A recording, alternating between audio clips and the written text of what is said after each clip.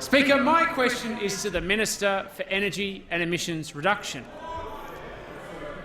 Will the Minister please update the House on the action the Morrison Government is taking to secure Australian jobs while ensuring we have access to the affordable, reliable energy we rely on as a nation?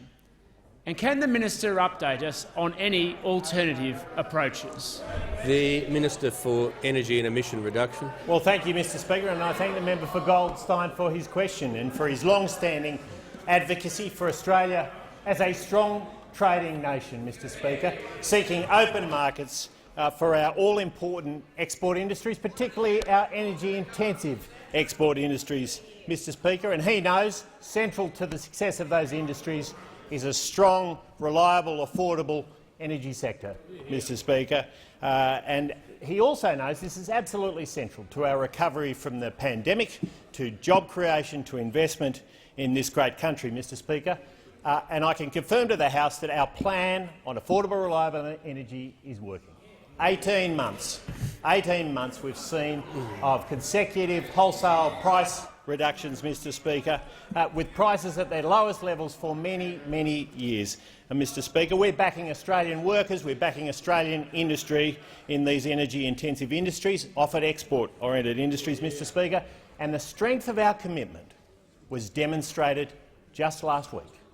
Mr Speaker, just last week when the Prime Minister secured the future of the Portland aluminium smelter, Mr Speaker, and the jobs, the 500 local jobs, direct jobs that will create, as well as the ongoing indirect jobs, Mr Speaker. This is great news for the workers, for the community, Mr Speaker, and for the local businesses as well in that region, Mr Speaker. And the importance of the smelter has been championed by the Minister for Trade over there, the local member, and of course someone who is also passionate about Australia as a strong trading nation and strong export industries, Mr Speaker. The Portland smelter is Victoria's biggest energy consumer, and this deal will ensure that not only the future of the smelter is secured, but the future of the Victorian grid with the flexibility this deal will provide. Now, Mr Speaker, I'm asked about alternative approaches.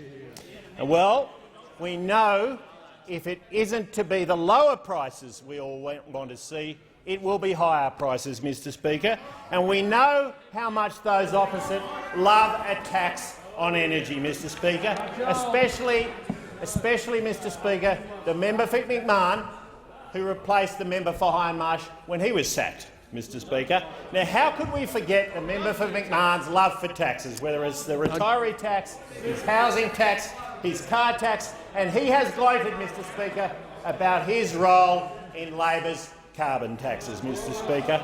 Well, Mr Speaker, while those opposite continue to fight their internal wars, we're getting on with the job with providing jobs and opportunities for Australian workers. Those opposite would happily tax our aluminium smelters out of existence.